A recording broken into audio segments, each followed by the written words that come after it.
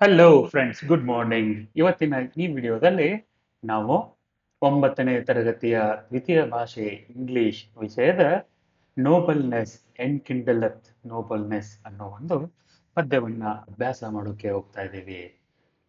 ತುಂಬಾನೇ ಸುಂದರವಾದ ಪದ್ಯ. ಪದ್ಯ ಶುರು ಮಾಡೋದಕ್ಕಿಂತ ಮುಂಚೆ ಪದ್ಯದ ಟೈಟಲ್ನ ಅರ್ಥ ಏನು, ಪದ್ಯದ ಹೆಸರಿನ ಅರ್ಥ ಏನು, what is the meaning of nobleness enkindleth nobleness ಅನ್ನೋದನ್ನ ನೋಡೋಣ. ನೋಬಲ್ನೆಸ್ ಅಂದ್ರೆ ಉದಾರತನ, ಎನ್ಕಿಂಡಲತ್ ಅಂದ್ರೆ ಬೆಳಗು, ಹಚ್ಚು, ನೋಬಲ್ನೆಸ್ ಅಂದ್ರೆ ಉದಾರತನ. ದೀಪ ಹೇಗೆ ಇನ್ನೊಂದು ದೀಪವನ್ನು ಹಚ್ಚುತ್ತೋ, ದೀಪದಲ್ಲಿರುವ ಆ ಜ್ಯೋತಿ ಹೇಗೆ ಇನ್ನೊಂದು ದೀಪವನ್ನು ಬೆಳಗುತ್ತೋ, ಹಾಗೆ ಉದಾರತನ ಇನ್ನೊಬ್ಬ ಮನುಷ್ಯನಲ್ಲಿರುವಂತಹ ಉದಾರತನವನ್ನ ಬೆಳಗುತ್ತೆ. ನೋಬಲ್ನೆಸ್ ಉದಾರತನ, ಎನ್ಕಿಂಡಲತ್ ಅಂದ್ರೆ ಹಚ್ಚು, ಬೆಳಗು, ನೋಬಲ್ನೆಸ್ ಅಂದ್ರೆ ಉದಾರತನ. ಉದಾರತನದ ದೀಪ ಇನ್ನೊಬ್ಬರಲ್ಲಿರುವ ಇನ್ನೊಂದು ಉದಾರತನದ ದೀಪವನ್ನ ಹಚ್ಚಿ ಬೆಳಗುತ್ತೆ, ಎಲ್ಲರನ್ನ ಉದಾರತಾಗಿ ಮಾಡುತ್ತೆ, ಒಳ್ಳೆಯವರನ್ನಾಗಿ ಮಾಡುತ್ತೆ, ದಾನಿಗಳನ್ನಾಗಿ ಮಾಡುತ್ತೆ. ಒಳ್ಳೆಯತನ ಇನ್ನೊಬ್ಬರಲ್ಲಿರುವ ಒಳ್ಳೆಯತನವನ್ನ ಬೆಳಗಿಸುತ್ತೆ, ಪ್ರಕಾಶಮಾನಗೊಳಿಸುತ್ತೆ ಅಂತ ಹೇಳ್ತಾ ಇದ್ದಾರೆ. ಅಷ್ಟೇ ಅಲ್ಲ, ನೋಬಲ್ನೆಸ್ ಎನ್ಕಿಂಡಲತ್ ನೋಬಲ್ನೆಸ್ ಅಂದ್ರೆ ನಿಮ್ಮ ಉದಾರತನ ಇನ್ನೊಬ್ಬರ ಉದಾರತನಕ್ಕೆ ಸ್ಫೂರ್ತಿಯಾಗುತ್ತೆ, ಅವರಲ್ಲಿರುವ ಉದಾರತನದ ಜ್ಯೋತಿಯನ್ನ ಬೆಳಗುತ್ತೆ ಅಂತ ಅರ್ಥ. ಆದ್ರೆ ಆಸ್ ಯೂಶುವಲ್ ಪದ್ಯ ಓದೋದಕ್ಕಿಂತ ಮುಂಚೆ ಒಂದು ಚಿಕ್ಕ ಆಕ್ಟಿವಿಟಿ ಇದೆ. Before you read, the following are a few words related to being kind or sympathetic to somebody. Find the meaning of these words from a dictionary. ಕೆಳಗೆ ಒಂದಿಷ್ಟು ಶಬ್ದಗಳನ್ನು ಕೊಟ್ಟಿದ್ದಾರೆ. ಇವು ಮನುಷ್ಯರಲ್ಲಿರಬೇಕಾದ ಒಳ್ಳೆಯ ಗುಣಗಳ ಸೂಚಿಸುವ ಶಬ್ದಗಳು.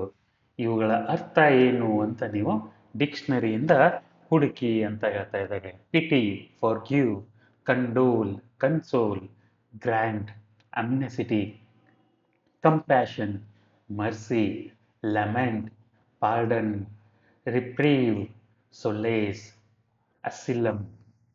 ಈ ಶಬ್ದಗಳ ಅರ್ಥಗಳು ನಿಮಗೆ ಗೊತ್ತಿರಬೇಕು. ಡಿಕ್ಷನರಿಯಿಂದ ಹುಡ್ಕೋದಕ್ಕೆ ಪ್ರಯತ್ನ ಮಾಡಿ ಒಂದೊಂದೇ. ಪಿಟಿ ಅಂದ್ರೆ ಏನು? ಪಿಟಿ ಅಂದ್ರೆ ಕರುಣೆ.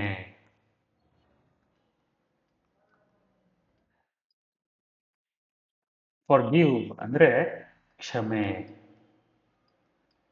ಕಂಡೋಲ್, CONDOLE, ಕಂಡೋಲ್ ಅಂದ್ರೆ ಏನು ಅರ್ಥ? CONDOLE, ಕಂಡೋಲ್. ಕನ್ಸೋಲ್ ಅಂದ್ರೆ ಸಂತಾಪ ಸೂಚಿಸು ಅಂತ ಅರ್ಥ. ಕಂಡೋಲ್ ಅಂದ್ರೆ ಸಂತಾಪ ಸೂಚಿಸು ಅಂತ ಅರ್ಥ. ಕನ್ಸೋಲ್ ಅಂದ್ರೆ ಏನು? CONSOLE, console. ಕನ್ಸೋಲ್ ಅಂದ್ರೆ ಏನಿರ್ಬೋದು? ಯೋಚನೆ ಮಾಡಿ ನೋಡೋಣ. ಕಂಡೋಲ್ ಶಬ್ದದಿಂದ ಕನ್ಸೋಲ್ ಅಂದ್ರೆ ಏನಿರಬಹುದು? ಸಮಾಧಾನ ಪಡಿಸು ಅಂತ ಅರ್ಥ. ಕನ್ಸೋಲ್ ಅಂದ್ರೆ ಸಮಾಧಾನ ಪಡಿಸು. ಗ್ರ್ಯಾಂಟ್, ಗ್ರ್ಯಾಂಟ್ ಅಂದ್ರೆ ಏನು? GRANT, grant. Grant me permission ಅಂತ ಕೇಳಿರ್ತೀರಾ. ಗ್ರ್ಯಾಂಟ್ ಅಂದ್ರೆ ಅನುದಾನ.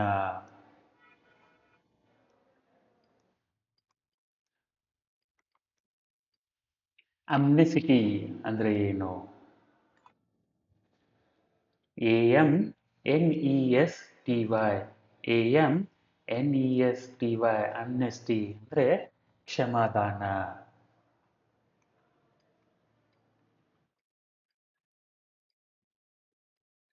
ಕಂಪ್ಯಾಷನ್, COMPASSION, ಹೇಳಿ. COMPASSION, ಕಂಪ್ಯಾಷನ್ ಅಂದ್ರೆ ಸಹಾನುಭೂತಿ. ಶಬ್ದ ಇಲ್ಲಿಂದ ಶುರುವಾಗಿ ಇಲ್ಲಿ ಮುಗಿಯುತ್ತೆ. ಕಂಪ್ಯಾಷನ್ ಅಂದ್ರೆ ಸಹಾನುಭೂತಿ. ಅಂತ ಅರ್ಥ. ಮರ್ಸಿ ಅಂದ್ರೆ ಕರುಣೆ. ಮರ್ಸಿ ಅಂದ್ರೆ ಏನು? ಕರುಣೆ. MERCY.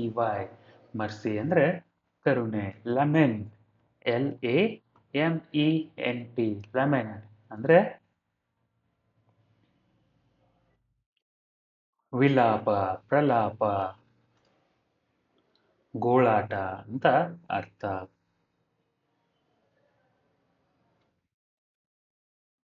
ಲೆಮೆಂಟ್ ಅಂದ್ರೆ ವಿಲಾಪ, ಗೋಳಾಟ. ಪಾರ್ಡನ್ ಅಂದ್ರೆ ಕ್ಷಮಿಸಿ ಅಂತ ಅರ್ಥ. PARDON, ಪಾರ್ಡನ್ ಅಂದ್ರೆ ಕ್ಷಮೆ. ರಿಪ್ರೀವ್, REPRIEVE, ಹೇಳಿ. REPRIEVE, ರಿಪ್ರೀವ್ ಅಂದ್ರೆ ಹಿಂದೆ ಪಡೆಯುವುದು, ತಾತ್ಕಾಲಿಕ ವಿಮೋಚನೆ. ರಿಪ್ರೀವ್ ಅಂದ್ರೆ ವಿಮೋಚನೆ ಅಂತ ಅರ್ಥ. ಸೊಲೇಸ್, SOLACE, SOLACE, ಸೊಲೇಸ್ ಅಂದ್ರೆ ಸಾಂತ್ವನ.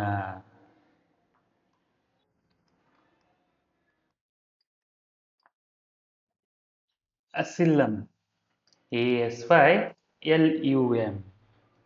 ASYLUM, ಅಸಿಲಂ ಅಂದ್ರೆ ಆಶ್ರಯ ಅಂತ ಅರ್ಥ. ಈ ಶಬ್ದಗಳ ಅರ್ಥಗಳನ್ನ ನೆನ್ಪಿಟ್ಕೋದಕ್ಕೆ ಪ್ರಯತ್ನ ಮಾಡಿ. ಮುಂದೆ ಇಂಟ್ರೊಡಕ್ಷನ್ನಲ್ಲಿ, in this poem Yussouf believes that everything belongs to God, not to individuals. He offers his home to a complete stranger. He also offers the complete stranger a horse and some gold.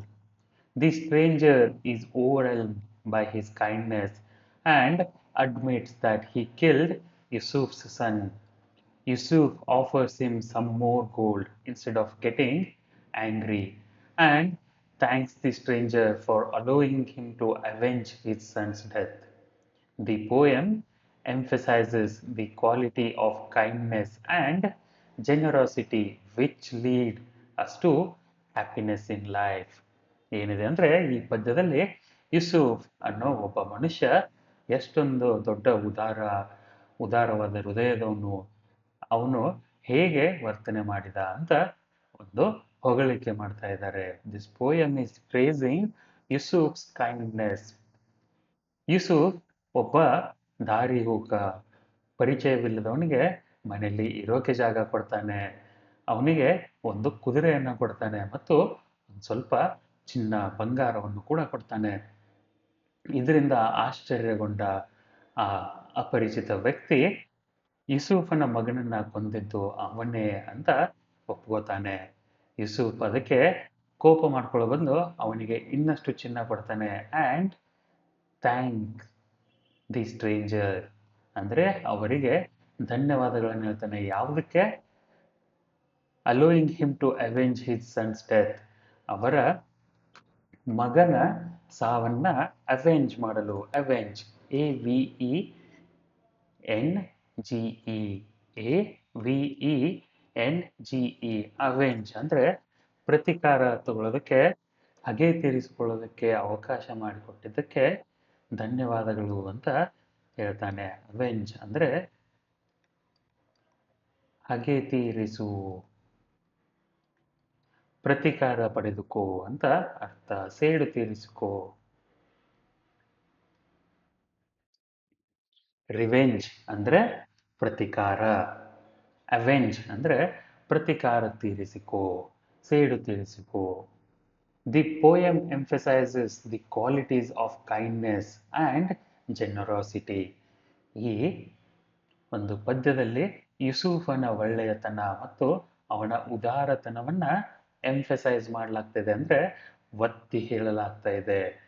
ಇಲ್ಲಿ ಉದಾರತನ ಮತ್ತು ಒಳ್ಳೆಯತನ ಸಂತೋಷಕರವಾದ ಬಾಳ್ವೆಗೆ ಹಾದಿ ಮಾಡಿಕೊಡುತ್ತೆ ಅಂತ ತಿಳಿಸಿ ಹೇಳ್ತಾ ಇದ್ದಾರೆ. ನೋಬಲ್ನೆಸ್ enkindleth ನೋಬಲ್ನೆಸ್, James Russell ಲೋವೆಲ್ ಅವರು ಬರೆದಂಥ ಪದ್ಯ. ಪದ್ಯ ಶುರು ಮಾಡೋಣ. A stranger came one night to Yussouf's tent. Stranger ಅಂದರೆ ಪರಿಚಯವಿಲ್ಲದ ಅಪರಿಚಿತ ವ್ಯಕ್ತಿ.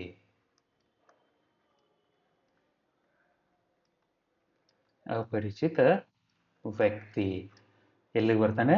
ಯೂಸುಫನ ಟೆಂಟ್ಗೆ ಬರ್ತಾನೆ. ಟೆಂಟ್ ಅಂದರೆ ಗೊತ್ತು ನಿಮಗೆ, ಟೆಂಪ್ರರಿ ಉಳ್ಕೊಳ್ಳೋಕ್ಕೆ ವ್ಯವಸ್ಥೆ ಮಾಡಿರುವಂಥ ಟೆಂಟ್, ಬಟ್ಟೆಯಿಂದ ಮಾಡಿದಂಥ ಗುಡಿಸಲು, ಮನೆಗಳು. Saying, behold one, behold one outcast and in dread, against whose life the bow of power is bent, who flies and hath not where to lay his head. I come to thee for shelter and for food. To Yusuf, called through all our tribes, the good. ಅಂದ್ರೆ ಏನರ್ಥ? ಮೊದಲು ಶಬ್ದಗಳ ಅರ್ಥಗಳನ್ನ ಮಾಡ್ಕೊಳ್ಳೋಣ. Behold, B E H O L D, B E H O L D, behold ಅಂದ್ರೆ ಗಮನಿಸು ಅಂತ ಅರ್ಥ. Behold ಅಂದ್ರೆ ಗಮನಿಸು, ನೋಡಿಲ್ಲಿ.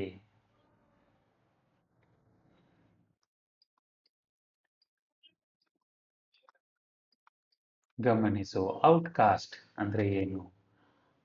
ಒ U T C A S T, O U T C A S T, outcast ಅಂದ್ರೆ ಬಹಿಷ್ಕರಿಸಿದ.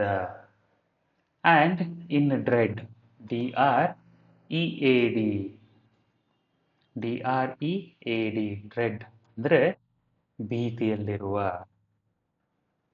ಬಿಹೋಲ್ಡ್ ಒನ್ ಔಟ್ಕಾಸ್ಟ್ ಅಂದರೆ ಬಹಿಷ್ಕರಿಸಲ್ಪಟ್ಟ.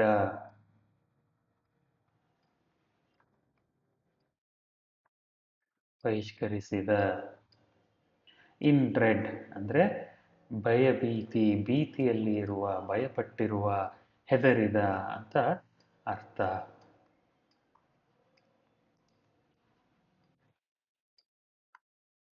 ಭೀತಿಯಲ್ಲಿರುವ.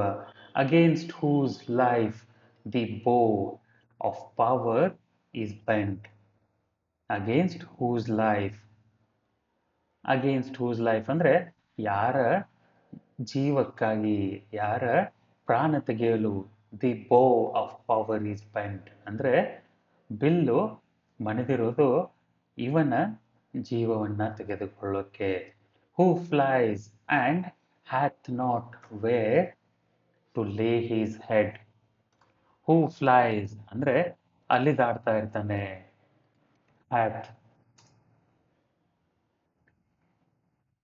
who flies and hath not where to lay his head ಅಂದರೆ ಇವನು ಅಲೆಮಾರಿಯಾಗಿರ್ತಾನೆ, ಅವನಿಗೆ ತಲೆ ಇಟ್ಟು ಮಲ್ಕೊಳ್ಳಲು, ನಿದ್ದೆ ಮಾಡಲು, ವಿಶ್ರಾಂತಿ ಮಾಡಲು ಜಾಗ ಇರಲ್ಲ, ಎಲ್ಲಿ ಮಲಗಬೇಕು ಅಂತಲೂ ಗೊತ್ತಿರಲ್ಲ.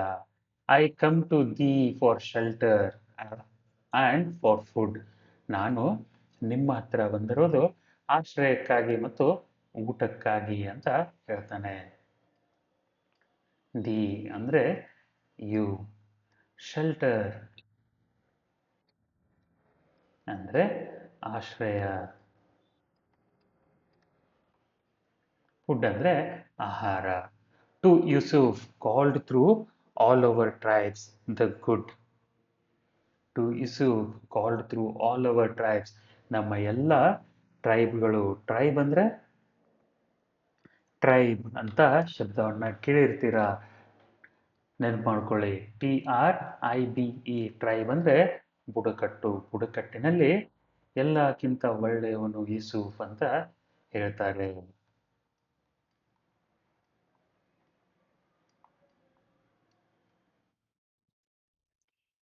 ಮುಂದಿನ ಸ್ಟಾನ್ಸಾದಲ್ಲಿ the tent is mine said Yussouf but no more than it is God's, come in. ಈ ಟೆಂಟ್ ನಂದು, ಈ ಗುಡಿಸಲು ನನ್ನದು, ಆದರೆ ದೇವರಿಗೆ ಎಷ್ಟು ಸೇರಿದ್ದೋ ಅದಕ್ಕಿಂತ ಜಾಸ್ತಿ ನನಗೇನು ಸೇರಿಲ್ಲ, ಇದು ದೇವರಿಗೆ ಸೇರಿದ ಟೆಂಟು, ಕಮ್ ಇನ್ ಬನ್ನಿ ಒಳಗಡೆ, ಬಿ ಆಟ್ ಪೀಸ್ ಶಾಂತವಾಗಿರಿ ಅಂತ ಹೇಳ್ತಾನೆ. Freely shalt thou partake of all my store, as I of his who buildeth over these our tents his glorious roof of night and day, and at whose door none ever yet heard nay ಅಂತ ಹೇಳ್ತಾನೆ. ಇಲ್ಲಿರೋ ಶಬ್ದಗಳ ಅರ್ಥ, tent is main ಅಂದ್ರೆ ಈ ಗುಡಿಸಲು ನನ್ನದು, but no more than it is God's, but no more it is than God's. ನೋಡಿ, ಟೆಂಟ್ ಈಸ್ ಮೈನ್ ನನ್ನದು, ಆದರೆ ದೇವರಿಗೆ ಸೇರಿದ್ದಕ್ಕಿಂತ ಜಾಸ್ತಿ ನನಗೆ ಸೇರಿಲ್ಲ. Come in be at peace, peace ಅಂದ್ರೆ ಶಾಂತಿ.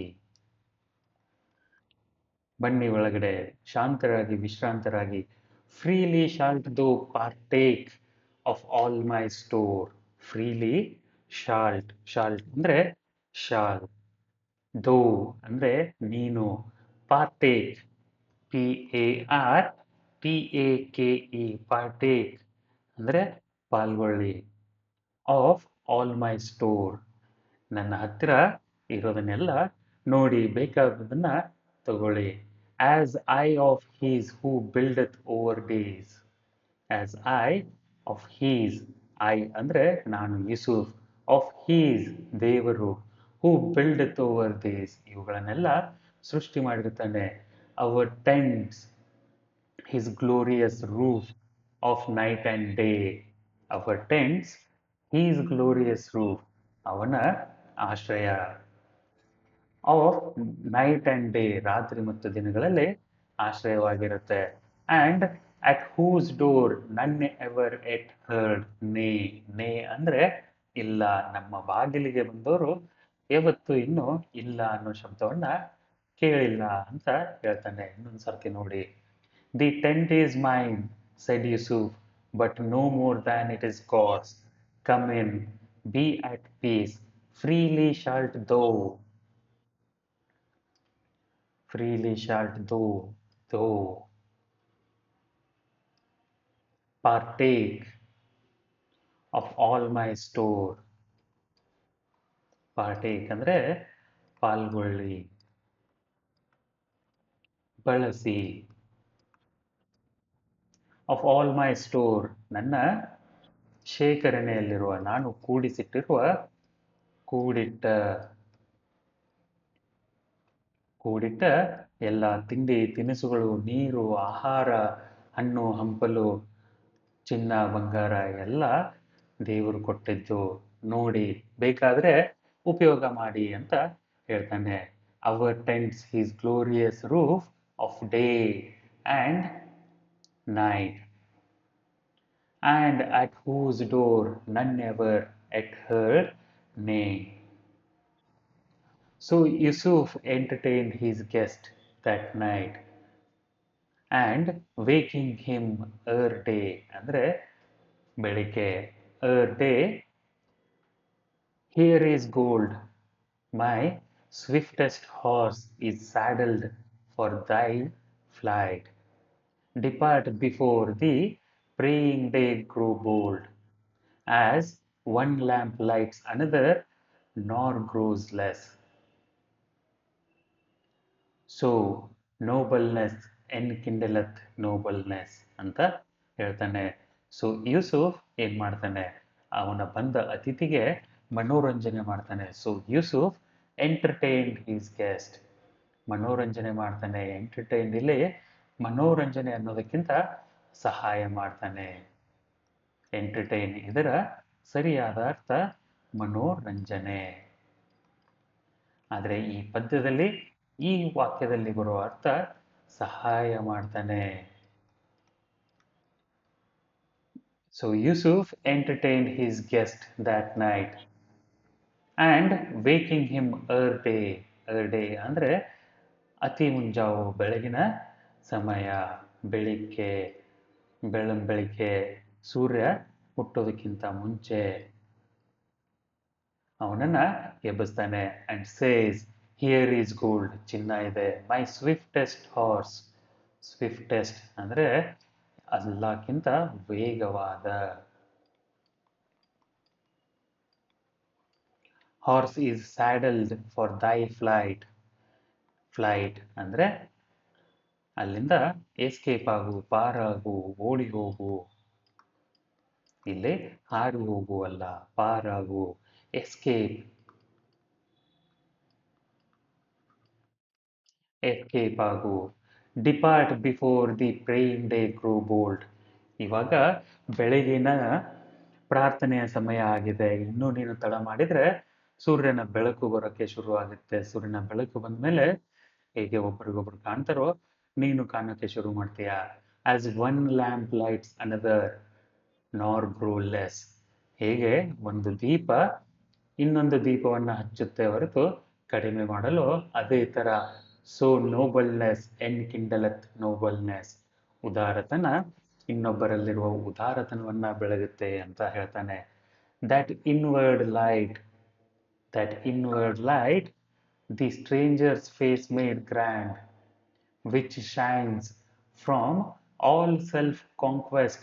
Kneeling low, he bowed his forehead upon Yusuf's hand, sobbing, "O sheik, I cannot leave thee so. I will repay thee. All this thou hast done unto that Ibrahim who slew thy son." ಕೇಳಿ, ಕರೆಕ್ಟಾಗಿ ಕೇಳಿ, ಎಷ್ಟು ಸುಂದರವಾಗಿದೆ. That inward light the stranger's face made grand. ಯೂಸುಫನು ಅಲ್ಲಿ ಮಾಡಿರುವಂಥ ಒಂದು inward light ಅಂದರೆ ತಮ್ಮನ್ನು ತಾವು ಬೆಳಗುವಂಥ ಜ್ಯೋತಿ ಯಾವುದು? ಒಳ್ಳೆಯತನ.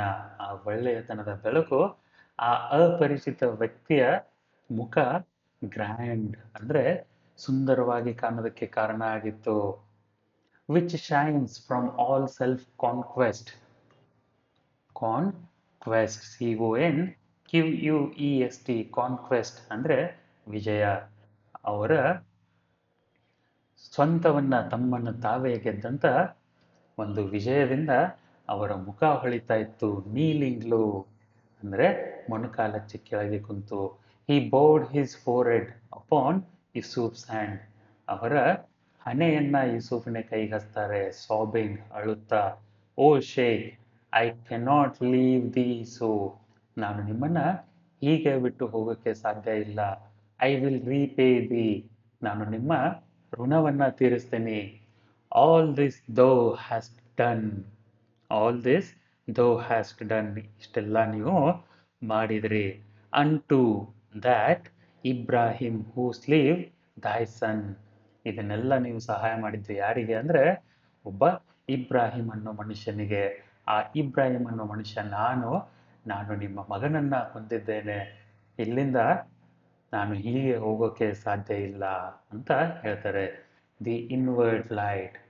ಇನ್ವರ್ಡ್ ಲೈಟ್ ಅಂದರೆ ಒಳಗಿನ. Strangers face made grand. GRAND grand ಅಂದರೆ ಮಹೋನ್ನತ, ಉನ್ನತ.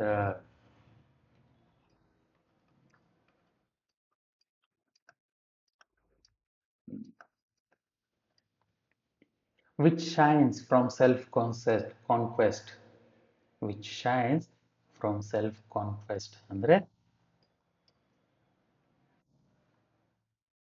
ಸ್ವಂತವನ್ನ ಗೆದ್ದ, ಸ್ವಂತದ ಮೇಲೆ ವಿಜಯ ಸಾಧಿಸಿದ. ನೀಲಿಂಗ್ ಲೋ ಅಂದರೆ ಮೊಣಕಾಲಚ್ಚಿ ಕುಳಿತುಕೋ.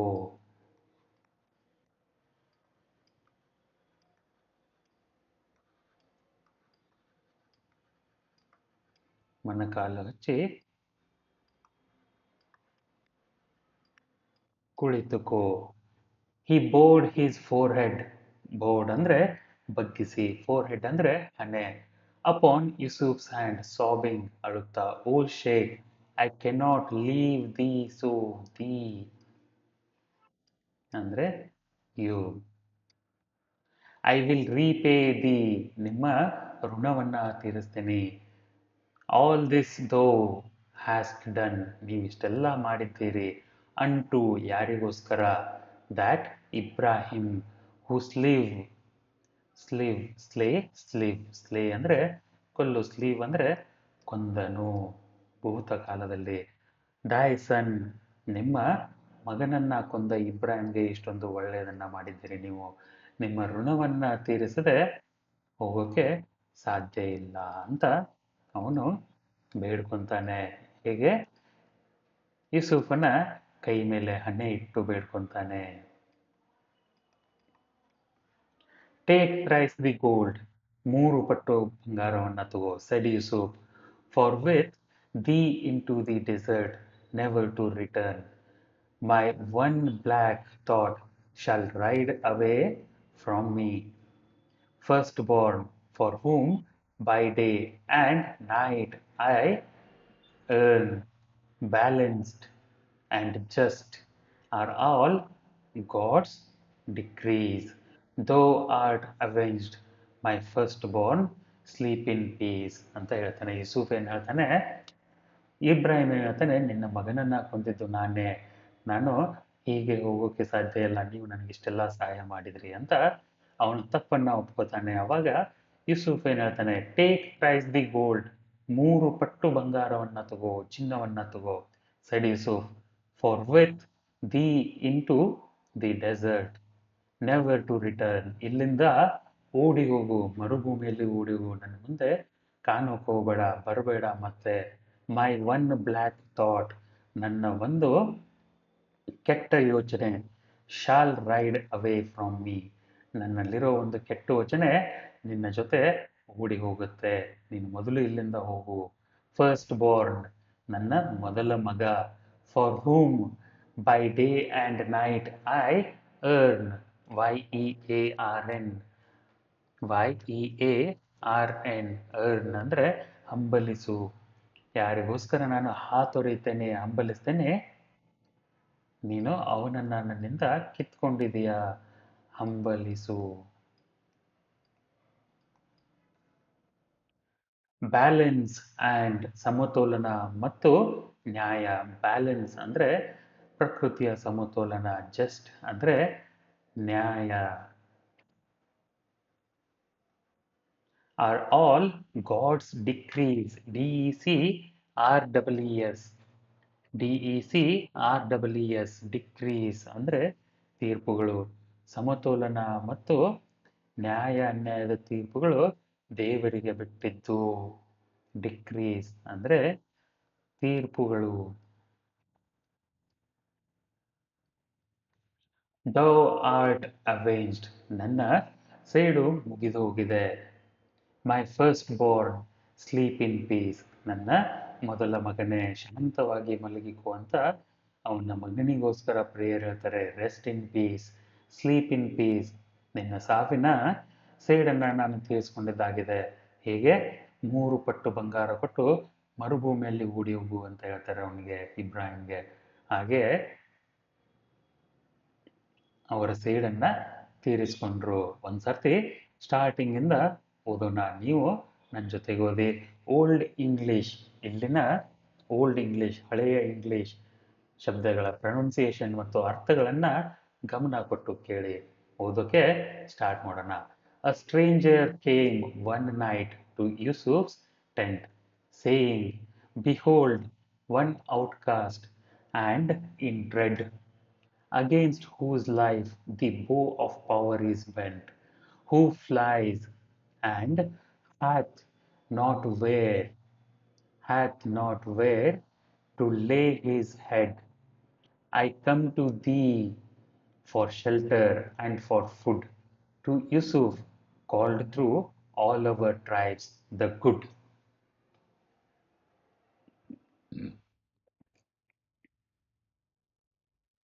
The tent is mine, said Yusuf, but no more than it is God's. Come in, be at peace. Freely shalt thou partake of my all store, as I of his who buildeth over these our tents his glorious roof of night and day.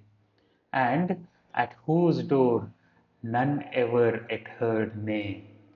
So Yusuf entertained his guest that night, and waking him ere day, said, here is gold, my swiftest horse is saddled for thy flight. Depart before the praying day, the prying day. Prying, prying, prying. ಗೋಚರಿಸುತ್ತಿರುವ prying day grow bold, as one lamp lights another, nor grows less. One lamp lights another, nor grows less. ಒಂದು ಜ್ಯೋತಿ, ಒಂದು ದೀಪ ಇನ್ನೊಂದು ದೀಪವನ್ನು ಬೆಳಗಿದಾಗ ಯಾವ ದೀಪದ ಬೆಳಕು ಕಡಿಮೆ ಆಗಲ್ಲ. So, nobleness enkindleth nobleness. That inward light, this stranger's face made grand, which shines from all self-conquest, kneeling low. He bowed his forehead upon Yusuf's hand, sobbing, O sheik, I cannot leave thee so. I will repay thee all this thou hast done unto that Ibrahim who slew thy son. Take thrice the gold, said Yusuf, for with thee into the desert, never to return. My one black thought shall ride away for me, firstborn, for whom by day and night I earn, balanced and just are all of God's decrees. Thou art avenged, my firstborn, sleep in peace. Note ಏನಿದೆ, Yusuf and Ibrahim correspond to the characters from the Christian Bible as Joseph and Abraham. Both are important characters in the Bible as well as Quran.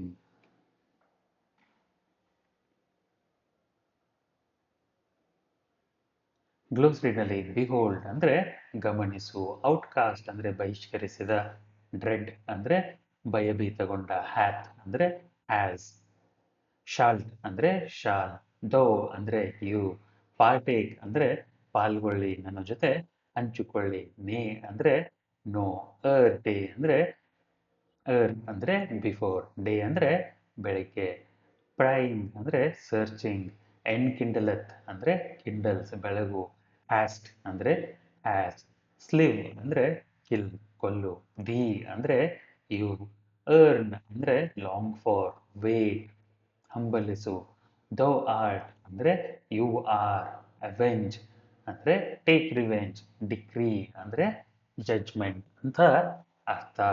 ಸುಂದರವಾದ ಶಬ್ದಗಳು, ಹಳೆ English ಶಬ್ದಗಳು, ಇವುಗಳನ್ನು ನೆನ್ಪಿಟ್ಕೊಳ್ಳೋಕ್ಕೆ ಸಾಧ್ಯ ಆದರೆ ಪ್ರಯತ್ನ ಮಾಡಿ. ಕೇಳೋಕ್ಕೂ ಖುಷಿ ಆಗುತ್ತೆ, ಓದೋಕ್ಕೂ ಖುಷಿ ಆಗುತ್ತೆ, ಹೇಳೋಕ್ಕಂತೂ ಇನ್ನೂ ಖುಷಿ ಆಗುತ್ತೆ ಈ ಥರದ ಹಳೆ ಇಂಗ್ಲಿಷ್ ಪದ್ಯಗಳನ್ನು. ಅಂಡರ್ಸ್ಟ್ಯಾಂಡ್ ದಿ ಪೋಯಮ್ ಸೆಕ್ಷನ್ನಲ್ಲಿ ಒಂದಿಷ್ಟು ಪ್ರಶ್ನೆಗಳಿದ್ದಾವೆ, ಪ್ರಶ್ನೆಗಳ ಉತ್ತರ ನೋಡ್ಕೊಳ್ಳೋಣ. Who came to Yusuf tent one night? A stranger came to Yusuf's tent. What did he say? He said him that he was an outcast and was chased by enemies. He requested him to provide shelter and food. ಮೂರನೇ ಪ್ರಶ್ನೆ. Did he go to the tent for food and shelter? Yes. He had gone to the tent, Yusuf's tent, for food and shelter. Was Yusuf called the good? Yes, Yusuf was called the good by all the tribes. Was Yusuf kind to the stranger? Yes, Yusuf was very kind to the stranger. ಆರನೇ ಪ್ರಶ್ನೆ. Did Yusuf believe in God? Yes, Yusuf believed in God. ಏಳನೇ ಪ್ರಶ್ನೆ. What did Yusuf say waking up the stranger? Waking up the stranger, Yusuf said, here is some gold, my swiftest horse is saddled for thy. plight. Depart before the prying day grow bold. What made the stranger's face grand?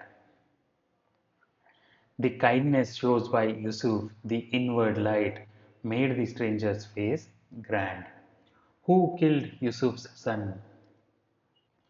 The stranger by name Ibrahim killed the son of Yusuf. 10ನೇ ಪ್ರಶ್ನೆ. Did Yusuf get angry?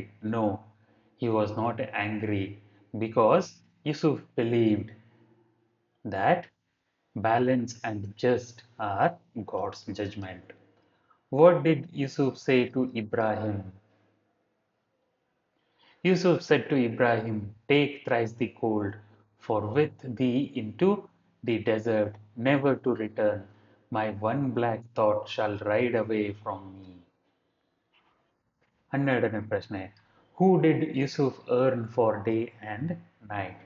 Yusuf earned for his son, his firstborn, the day and night ಅಂತ ಉತ್ತರಗಳನ್ನು ಬರೀತೀರಾ. ಒಂದು ವಾಕ್ಯದ ಉತ್ತರಗಳು. Read and ಅಪ್ರಿಷಿಯೇಟ್ನಲ್ಲಿ ಒಂದು 2ರಿಂದ 3 ವಾಕ್ಯಗಳಲ್ಲಿ ಉತ್ತರಗಳನ್ನು ಬರಿಬೇಕಾಗುತ್ತೆ. ಒಂದು ಪುಟ್ಟ ಎಕ್ಸ್ಪ್ಲನೇಷನ್ ಕೊಡಬೇಕಾಗತ್ತೆ. ಮೊದಲನೇ ಪ್ರಶ್ನೆ ಏನಿದೆ? Has the poet described the stranger? Yes, the poet has described the stranger as an outcast. He was followed by his enemies when Yusuf gave him what he wanted, which is a shelter and food and some gold. The stranger was overwhelmed by the kindness and confessed that he killed his son. In spite of this, Yusuf helped him to flee.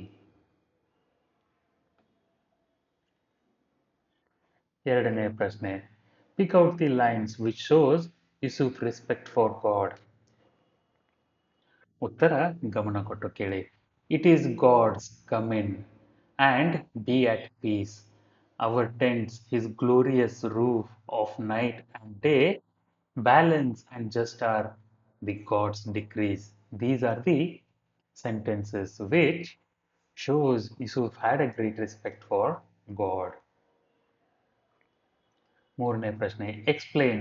As one lamp lights another nor grows less, so nobleness enkindleth nobleness.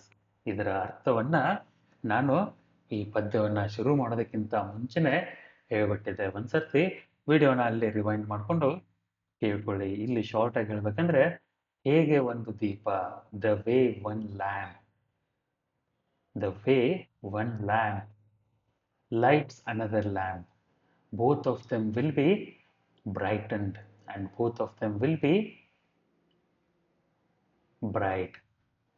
The same way, nobleness is also something that can light nobleness in someone else's heart ಅಂತ ಬರೀತೀರಾ. ನಾಲ್ಕನೇ ಪ್ರಶ್ನೆ. Which line gives the idea that God is impartial? ಉತ್ತರ balanced and just are all of God's decrees is the line that gives an idea that God is impartial. ಐದನೇ ಪ್ರಶ್ನೆ. What message does the poet give us through this poem? ಉತ್ತರ the qualities of kindness and generosity in one lead to happiness in life.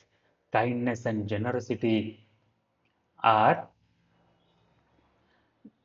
the qualities of a person who will which will melt the cruelest person and make him adopt the nobility, generosity and kindness in their life. This is the message the poet gives us through this poem. ಎಷ್ಟೇ ಕ್ರೂರವಾದ ವ್ಯಕ್ತಿ, ಕಠೋರವಾದ ವ್ಯಕ್ತಿ ಇದ್ರೂ ಅವರಿಗೆ ನಾವು ತೋರಿಸೋ ಒಳ್ಳೆತನ ಅವರಲ್ಲಿ ಕೂಡ ಒಳ್ಳೆಯದನ್ನು ಮಾಡಬೇಕು ಅನ್ನೋ ಒಂದು ಆಸೆಯನ್ನ ಬೆಳಗಿಸುತ್ತೆ ಅಂತ ಮೆಸೇಜ್ ಇದೆ, ಸಂದೇಶ ಇದೆ. Which line do you like the most and why? Which line do you like the most and why? ಈ ಪದ್ಯದಲ್ಲಿರುವ ಯಾವ ಲೈನ್ ನಿಮಗೆ ತುಂಬಾನೇ ಇಷ್ಟ ಆಯಿತು ಅಂತ ಕೇಳ್ತಾ ಇದ್ದಾರೆ. ನನಗಿಷ್ಟ ಆಗಿರೋ ಲೈನ್ ಯಾವುದಂದ್ರೆ, as one lamp lights another ನಾರ್ ಗ್ರೋಸ್ ಲೆಸ್, ಸೊ ನೋಬಲ್ನೆಸ್ ಎನ್ಕಿಂಡಲೆತ್ ನೋಬಲ್ನೆಸ್ ಅನ್ನೋ ಈ ವಾಕ್ಯ ನನಗೆ ತುಂಬಾನೇ ಇಷ್ಟ ಆಗಿದೆ. ಯಾಕಂದ್ರೆ ಇಲ್ಲಿ ಹೇಳ್ತಾ ಇರೋ ಎರಡೂ ಉದಾಹರಣೆಗಳು ಹೇಗಿದಾವೆ ಅಂದ್ರೆ, ಹೇಗೆ ಒಂದು ಜ್ಯೋತಿ ಇನ್ನೊಂದು ಜ್ಯೋತಿನ ಬೆಳಗೋದ್ರಿಂದ ಆ ಎರಡೂ ಜ್ಯೋತಿಗಳ ಬೆಳಕು ಕಡಿಮೆ ಆಗೋದಿಲ್ವೋ, ಹಾಗೇನೆ ಒಬ್ಬ ಮನುಷ್ಯ ಇನ್ನೊಬ್ಬ ಮನುಷ್ಯನಿಗೆ ಒಳ್ಳೆಯದನ್ನ ಮಾಡೋದ್ರಿಂದ ಇಬ್ಬರಲ್ಲಿರೋ ಕೂಡ ಒಳ್ಳೆತನ ಕಡಿಮೆ ಆಗಲ್ಲ ಹೊರತು ಜಾಸ್ತಿ ಆಗುತ್ತೆ ಅಂತ ಹೇಳ್ತಾ ಇದ್ದಾರೆ.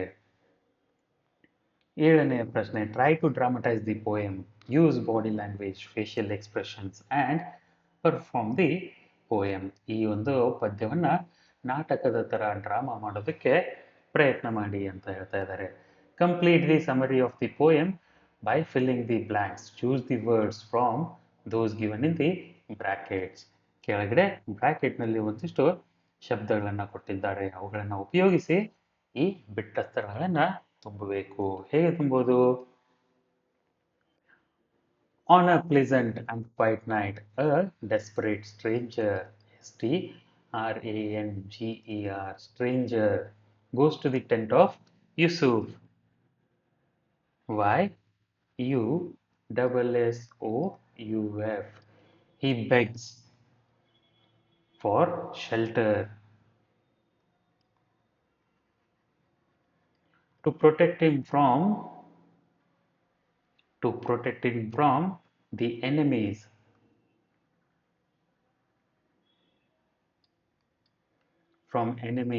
who were after him.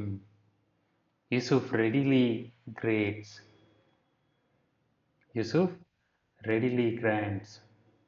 ಇಲ್ಲಿ ಫುಲ್ ಸ್ಟಾಪ್ ಬರುತ್ತೆ. YUSSOUF. Yusuf readily grants what he wants. He entertains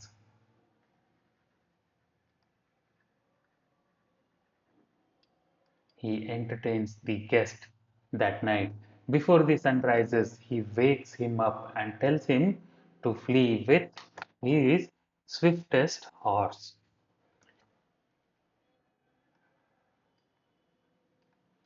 and some gold. The guest's heart moves and makes him confess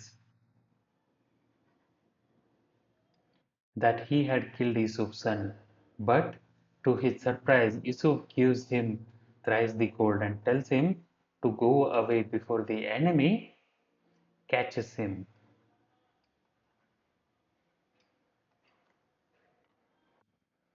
ಹೀಗೆ ಬಿಟ್ಟ ಸ್ಥಳಗಳನ್ನು ತುಂಬ್ತೀರಾ. ನೋ ದಿ ಪೋಯೆಟ್ ನಲ್ಲಿ James Russell ಲೋವೆಲ್ 1819 to 1891 was an American poet. Lowell believed that the poet played an important role as a prophet. He also believed that poetry is linked with religion, nature, and social reform. Hence, he used poetry for reform. Lowell graduated from Harvard College in 1838 and went on to earn a law degree from Harvard Law School. He published his first collection of poetry in 1842. He was involved in the movement to abolish slavery in America and used poetry to express his anti-slavery views. ಇವರು ಬರೀ ಕವಿಗಳಷ್ಟೇ ಆಗಿದ್ದಿಲ್ಲ, ಲಾ ಡಿಗ್ರಿಯನ್ನ ಕೂಡ ಹೊಂದಿದ್ರು. ಇವರ ಕವಿತೆಗಳು ಧರ್ಮ, ನಿಸರ್ಗ ಮತ್ತು ಸಾಮಾಜಿಕ reforms ಅಂದರೆ ಸೋಷಿಯಲ್ ರಿಫಾರ್ಮ್ಸ್ಗೆ ಸಂಬಂಧಪಟ್ಟಿದ್ದಾಗೆ ಆಗಿರ್ತವೆ ಅಂತ ಒಂದು ಭಾವನೆಯನ್ನು ಹೊಂದಿರೋರಾಗಿದ್ದರು, ಒಂದು ಒಳ್ಳೆಯ ಯೋಚನೆಯನ್ನು ಹೊಂದೋರಾಗಿದ್ದರು. ಇವರು ಅಮೇರಿಕಾ ದೇಶದಲ್ಲಿ ಇದ್ದಂಥ ಸ್ಲೇವರಿ ಅಂದರೆ ತನ್ನ ಜೀತದ ಮಾಡಿಸ್ಕೊಳ್ಳೋದು, ಅದನ್ನು ತೆಗೆದುಹಾಕಲು, ಸ್ಲೇವರಿಯನ್ನು ಜೀತದ ಪದ್ಧತಿಯನ್ನು ತೆಗೆದುಹಾಕಲು ತುಂಬಾನೇ ಶ್ರಮ ಪಟ್ಟರು. ಇಲ್ಲಿಗೆ ನಿಮ್ಮ ಈ ಪದ್ಯ ಮುಗಿತು. ಮುಂದಿನ ಪಾಠದಲ್ಲಿ ಮತ್ತೆ ಸಿಗೋಣ. ಅಲ್ಲಿವರೆಗೂ ಟೇಕ್ ಕೇರ್.